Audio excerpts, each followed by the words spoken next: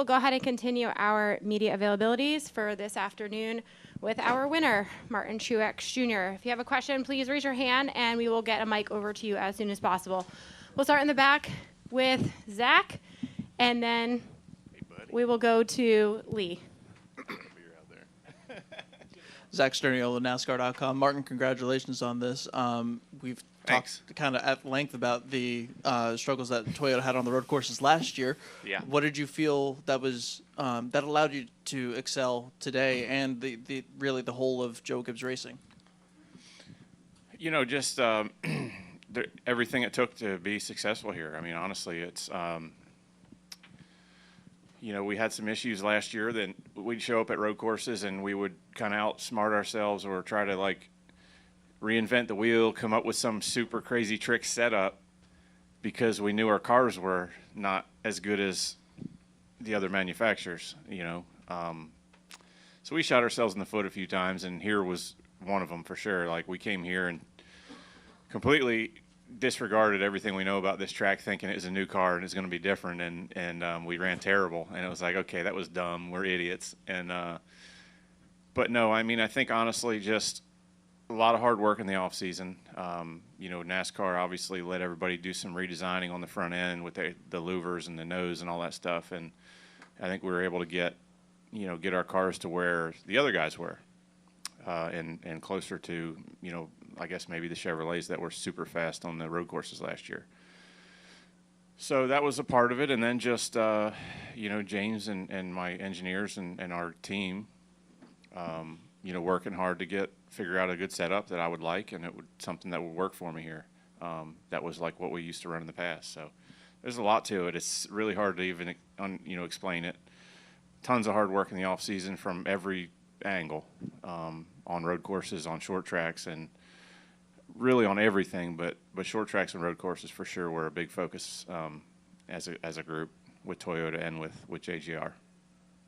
We'll go to Lee and then to Jeff.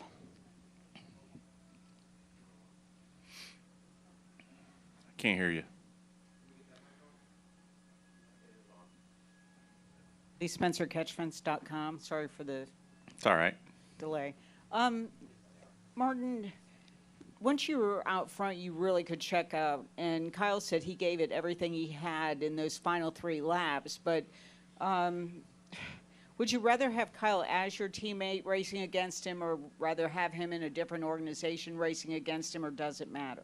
I don't think it matters. You know, I think Kyle and I have raced together long enough and have enough respect for one another to race hard but race clean. I think we understand each other, know our limits, and, you know, honestly, I think in the last, I don't know, 17, 18 years, we've had maybe 2 run-ins where it was like, oh, that was stupid, I was an idiot. You know what I mean? I think one for each of us, literally. And we've had some great races. We finished 1-2 a lot of times. We've battled for the lead, for wins a bunch. And, you know, he's great to race with. I'd race with him any day of the week for a win, and feel like we could do it fair, we could do it hard and respectfully. So I was totally fine with him being at the front with me, and you know, obviously I'm lucky. I'm happy he didn't get close, but you know, because he would have been getting after it like he always does. But no concerns at all to race against Kyle. And how valuable was clean air? Because it seemed like the guy out front, it was, you know, unless you had fresh tires behind, you were pretty well set.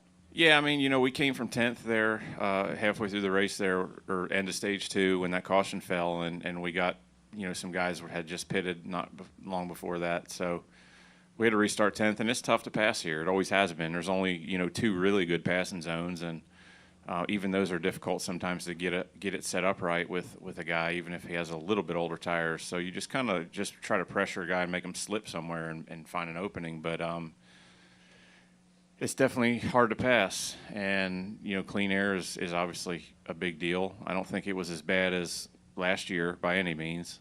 With, you know, the package we have now, the short track package, I think it was a little bit better than last year for sure. I mean, I could run close to guys. You just lose a little bit of grip, and you know, at a track where you're just sliding all the time and you don't have much grip to begin with, it makes it tough. But I think for us being the leader, being able to drive away, just our car was that good. I could manage tires easier and not have to run as hard to lead. And it always kind of makes the lead get bigger and look easier than it is. Go to Jeff and then to Bob. Martin, obviously it was the cars last year, right? But at the time, Cars, and cars and setups, but. So yeah, but I guess is there any part of that when your performance falls off, does the doubt start to creep in? Like, oh crap, like is No. it me? Am I part? You knew. Yeah, I mean, I knew how to get around this track, right? So it's like, all right, maybe I'm not the best driver at this track. I don't know. Maybe somebody else could go a tenth of a second faster than my car than I do. I doubt they could, but it's possible, right? But they're not going to be a second off like we were last year. All right, you know what I mean? Like, I don't know. We knew we were off. So you don't even question it when you're that far off. It's like, yeah, that was dumb. What were we even thinking? And, we kind of knew before the race even started we screwed up, but we couldn't do anything about it because it's like you come with certain setup and you can't change it after practice. But, I got that question a lot last year because we didn't win, but I never thought we couldn't win again. We should have won a bunch of races last year, even though our cars weren't probably the best cars in the field. Toyota as a group probably was off.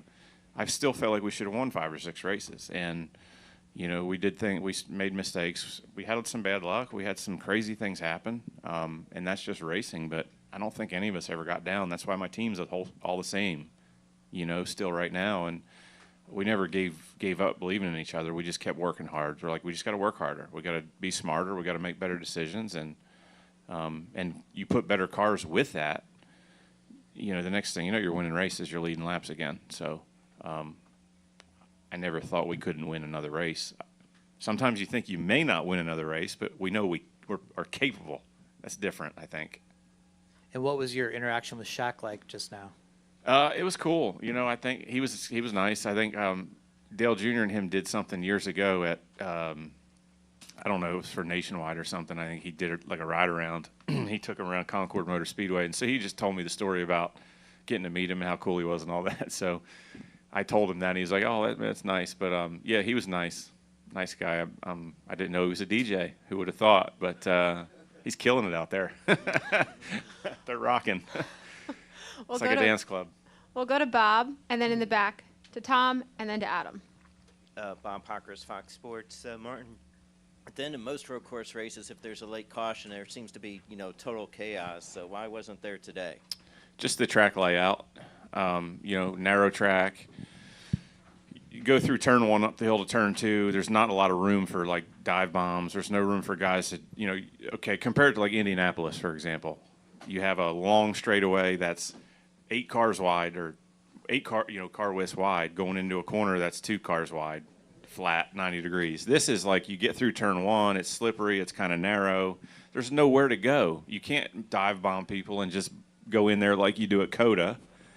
You go up the hill and everybody bonsais and it's 5 wide and you got to turn, I don't know, 120 degrees or 180 degrees to go back the other way and you get run over and run into. So just the track layout. And that's why I think, I watching Portland last weekend with moving the Xfinity starting the box to restart in back, that made their restarts a lot more sane and racy too, and not as much of just a clown show where everybody bonsais into turn 1 at the end of the race and runs through each other. We were a victim of that at COTA, and it's frustrating. But it's just the layout here of the track keeps that from happening for the most part. All right, we'll go to Tom. Tom Zaleski on County Today. This is your 4th win here, Martin. Almost Gordon territory. But here's but how did the lack of the stage cautions and not having that luxury, did that affect your strategy at all?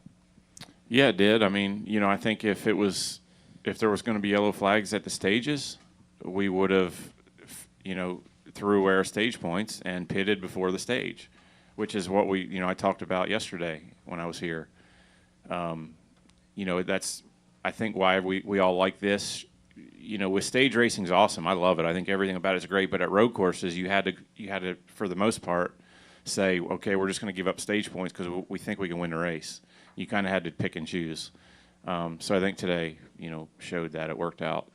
We were able to get some stage points, not as many as we should have, because towards the end of stage 2 there, the caution fell and we pitted and some guys stayed out. But, in general, I think for the overall strategy of road course racing, it's better without the stops when you get the stage breaks. All right, we'll come down here to Adam and then to Steven in the middle. Hi, Martin. Adam Carabine from RacingRefresh.com. We were talking a little earlier with Coach Gibbs. He was here talking about your confidence this year and how you seem like maybe you're a bit rejuvenated. I'm sure winning helps. But maybe you can talk to just how important it was to win the Clash to start off the season. I know it wasn't a points race. Yeah, I think I talked about it right after that it was a big deal for us just to, understand that, we were making the right decisions. Short tracks were a struggle for us last year. And, to go to the Clash and do that, I was like, okay, we're going down the right road here with the things that we're thinking that we did wrong last year and the things we're working on and the direction we're heading for short tracks. That was a good confidence booster, and confidence is a huge part of this. And I've said it a lot. It's not so much for the driver, I don't think. It's more for the engineer, the crew chief, the guys that are like making the big decisions on the car. So many things they have to decide on before we come to the track of, what they're going to put in the car with the simulation and all the things that they have to do. There's a lot of assumptions. There's a lot of guesswork involved. You have to be confident in yourself that, your intuition is a part of that. It's not just computers telling you exactly how to set the car up. So confidence for those guys is a big thing. And when you get going down a direction that's working for you and you can make small tweaks, it's a lot easier than being out way out in left field and having to figure it all out and change everything at once. So it's just a work in progress. Thanks. Congrats. Yeah, thank you. We'll come to the middle here to Steven. Steven Stump, FrenchTrust.com. Martin, after your most recent win before today at Sonoma in 2019, Chevrolet went on to win 15 of the next 16 road races. Toyota's now won 3 in a row. Reddick dominated at COTA. You've now dominated here. Would you say that, Toyota's back, maybe even ahead of Chevrolet at this point when it comes to this department? I don't know. There's only 2 down. So what's there, 4 to go? Yeah. We'll see. I don't know. I think, the interesting thing about this is, all the road courses we do now are very different. It's hard to say. Like, it could be an organizational thing. It could be a manufacturer thing. Like, last year it was definitely a manufacturer thing for us, at least. We were pretty far off, but I think it can be a manufacturer or a team thing as well. With like Reddick last year and